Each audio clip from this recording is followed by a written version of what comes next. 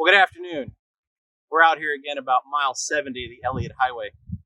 This highway's been here for over 70 years, but this section was only paved about 20 years ago. As you can see, it's in rough shape. Due to the permafrost in this area, it's fallen apart. And while asphalt is better than gravel in most respects, gravel does have one advantage. It's a lot easier to dump some fresh rock and run a grader over it than it is to tear up the asphalt and fix the roadbed. The past couple of years, DOT appeared to give into reality and realize that it can't maintain this section of the road anymore, and a couple of others in the area, as fast as it was falling apart. Rather than spend the millions that it would take to keep up with the changing permafrost, they decided to simply dump some gravel over it and smooth it out. Our state budget is in a similar situation. We've depended on oil for the vast majority of our state's revenues for over the last 40 years, but conditions have changed in the last 10 years. Our production is down.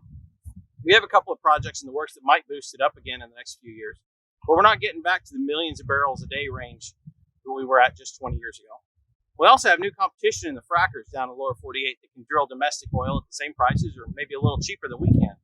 And to top it off, we're getting hammered by the drop in demand from the COVID-19 outbreak. But our legislature has refused to acknowledge the new reality that has upset the structure under our budget. They've refused to change the budget to reflect the volatility in the oil market. Instead, they continue to paper over the cracks by taking the people's portion of the oil reflected in our dividend. It has to stop. We need some fiscal sanity in Juneau. I'm Robert Myers, running for State Senate Seat B.